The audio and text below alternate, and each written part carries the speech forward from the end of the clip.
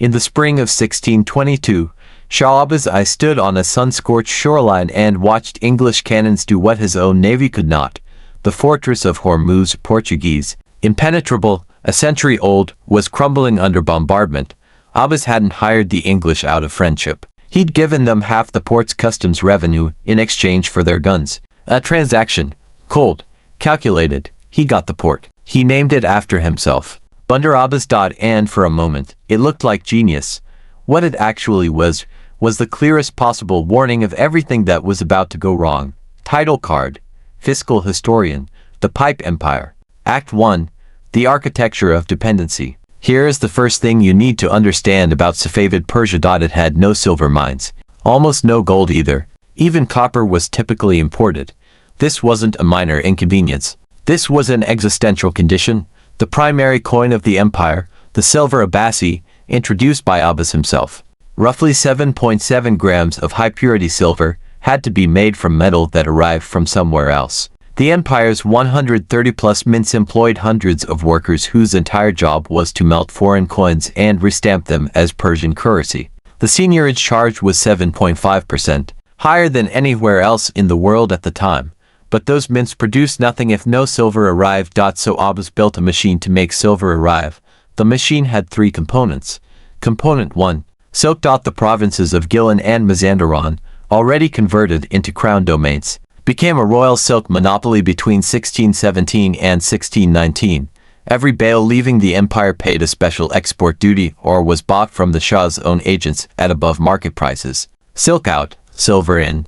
Simple. Component 2, the trading networks. European buyers, the Dutch East India Company, the English East India Company, Ottoman merchants, all wanted Persian silk. All paid in silver, because Persia accepted nothing else. Component 3, the Armenians. In 1604, Abbas forcibly relocated the entire Armenian population of old Julfa, a trading town on the Ottoman frontier, to a new suburb of Isfahan he called New Julfa. He destroyed their old city so the Ottomans couldn't use them. Then he handed them a planned grid of streets, royal protection, and access to every trade corridor on earth. Within 30 years, French jeweler Jean Chardin documented 60 Armenian merchants in Isfahan, each worth between 100,000 and 2 million crowns. The community's wealthiest figure, a man named Agapiri, held a personal fortune more than 10 times the combined wealth of France's two richest merchants. The Armenian Network ran from Surat and Kolkata to Venice, Amsterdam, and London. They operated inside every major empire of the early modern world simultaneously, without belonging to any of them. They moved silk east. They moved silver west. They were the circulatory system of the Safavid economy. Act 2. The pipe. Here is the second thing you need to understand. Persia didn't accumulate silver. It conducted it. The empire ran a chronic trade deficit with Mughal India. Indian textiles were in constant demand, and they had to be paid for in bullion. Estimates suggest 25 metric tons of silver flowed out of Iranian ports toward India every year. A French cleric named Raphael Dumans, who spent decades in Isfahan, described the empire as a caravanserai with one gate facing west and the other east. Silver walked in through one door and out through the other. Persia wasn't a reservoir. It was a pipe. The Ottomans understood this perfectly. They imposed trade embargoes specifically engineered to cut Persia's bullion supply. They demanded cross-border commerce flow through controlled points to prevent silver from reaching Safavid mints. The Dutch, who signed a major silk contract with Abbas in 1623, committing to annual payments worth over 1.5 million Dutch guilders, could and eventually would redirect those silver flows whenever it suited Amsterdam's interests better than Isfahan's. The entire monetary architecture of one of the world's great empires rested on decisions made in foreign boardrooms. Act 3. The Debasement Spiral.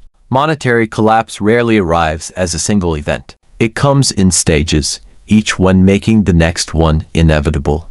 Stage 1 was gradual. Under Abbas I, who died in 1629, the Abassi slipped from 7.7 grams of silver down to 7.4. Manageable, explained away. Stage 2 was accelerating. Under Shah Sultan Hussein, who took the throne in 1694, European silk buyers began sourcing from Bengal and China. Persian silk revenue deteriorated. Droughts linked to the Little Ice Age hammered harvests and irrigation networks. The treasury contracted. Stage 3 was the breaking point. In 1717, facing Afghan rebellions in the eastern provinces, the government slashed the Abassi by more than a quarter. In 1721, with Afghan armies on the march, they cut it again. The coin Shah Abbas had introduced at the equivalent of 144 grains of silver was now worth 54 grains, a 62% reduction in real monetary value across a single generation. Shardang had already observed, decades earlier, that you could no longer find good money in circulation. Heavy coins vanished. Light coins multiplied. Gresham's law running at empire scale. Historian Rudy Matthey traced the causation directly. The monetary crisis didn't just accompany the military crisis. It caused it. When revenues collapsed, the state stopped funding provincial defense. When provincial defense evaporated, it compensated by taxing border populations more aggressively. When border populations were taxed into ruin, they revolted. The Afghan uprising wasn't a bolt from the sky. It was the predictable output of a fiscal system eating itself. Act 4. The Fall of Isfahan on March 8, 1722. An Afghan force of roughly 18,000 under Mahmud Hotaki met a Safavid army of 40,000 at Golnabad, east of Isfahan. The larger army lost. The Afghans had no siege artillery. They didn't need it. They simply surrounded Isfahan and waited. The siege lasted 7 months. Isfahan's population, over 300,000 people, was sealed inside the walls. Granaries were empty by midsummer. Residents slaughtered draft animals, then dogs and cats. They boiled leather. They ate bark. Father Tadeusz Krasicki, a Polish Jesuit who witnessed the siege, documented streets littered with unburied dead and mortality running to hundreds per day by autumn. Approximately 80,000 civilians died from starvation and disease. Sultan Hussein, in his desperation, borrowed money from foreign traders during the siege itself, minus 4,000 tamans from the English, 17,000 from the Dutch. The empire that had been built on silver imports was, in its final weeks, borrowing silver from the merchants it had once taxed. On October 23, 1722, the Shah personally delivered the crown, sword, and royal seal to Mahmud Hotaki's representatives. 2 centuries of Safavid rule ended in a surrender ceremony. The Afghan conquerors levied a 70,000 taman indemnity on New Julfa. When payments came slowly, Mahmud had 4 community leaders beheaded, including the mayor. The remainder was collected by force. Sultan Hussein was imprisoned. He was forced to watch the massacre of nearly all Safavid princes in 1725. He was beheaded in September 1727. The Safavid state archives were dumped into the Zayanda River. An entire civilization's administrative record erased. Act 5. Who survived, and how. This is where the history becomes directly instructive. Some people walked out of the collapse with their wealth intact. How? Answer 1. They left early. The Armenian family, Armenian gem merchants from New Julfa, had owned property in Venice since 1613, a full century before the fall. When anti-Christian persecution intensified under Sultan Hussein in the 1690s, Quaya Gaspar Shah Armenian moved permanently to Venice in 1698, 24 years before the siege. In Venice, the family made massive loans to the Republic, over 700,000 ducats, and secured citizenship, trade rights, and titles as counts of the Holy Roman Empire. 3 generations later, they were Venetian. The mechanism wasn't gold. It wasn't silver. It was geographic diversification executed while the system still functioned, combined with a specific type of portable wealth, gems, assets that crossed borders in a coat pocket. Answer 2. Network redundancy.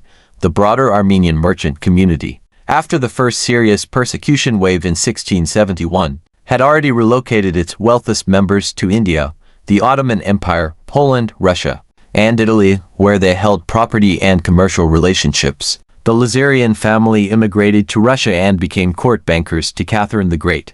A network with agents across 40 locations on 4 continents has no single point of failure. Answer 3. Legally protected assets. Under Islamic law, property dedicated as Waqf, a religious endowment trust, was legally inalienable. Even Sunni Afghan conquerors generally respected the prohibition against seizing Waqf assets. Landowners who had converted private holdings into religious endowments before the crisis preserved those holdings through the transition. Shardang noted that Waqf was the preferred instrument for feudal lords protecting assets from confiscation. Answer 4. And this is the counterintuitive one. Holding silver did not help. The coins were debased by the Safavid government before the siege, confiscated during it, looted after it. People who held silver in Isfahan lost everything. Silver was the problem, not the refuge, because in this particular crisis, the money itself was the thing that failed.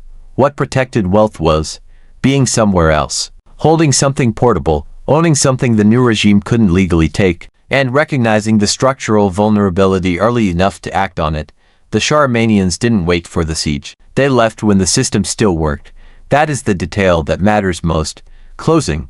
The pattern Isfahan's population, at its peak, may have exceeded 500,000. By 1810, it was approximately 100,000. It never recovered. The next dynasty chose Tehran. The history books remember Safavid Persia for its art, its architecture, and the breathtaking beauty of a city that was once called half the world. The Fiscal record shows something simpler.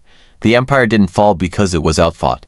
18,000 Afghan tribesmen defeated 40,000 Safavid soldiers. It fell because it built a monetary system on a commodity it didn't produce, a metal it couldn't mine, and supply chains it couldn't control, and then spent a century pretending that was sustainable. The mechanism has appeared before and since. Ming China tied its entire tax system to foreign silver in 1580. When Japanese and Spanish silver flows collapsed in the 1630s, Chinese farmers couldn't pay their taxes. The dynasty fell in 1644. Spain, which produced 85% of world silver output between 1500 and 1800, suffered devastating inflation, 3 state bankruptcies, and the destruction of its own industries, because the silver transited through Spain to pay for wars, and most of it ended up in China. Spain was also a pipe. The pattern repeats because the underlying logic never changes. You can build the most magnificent capital in the world. You can operate the most sophisticated trade networks of your era. But if the thing that makes your money work is controlled by someone else, they decide when your money stops working. And they will make that decision based on their interests, not yours.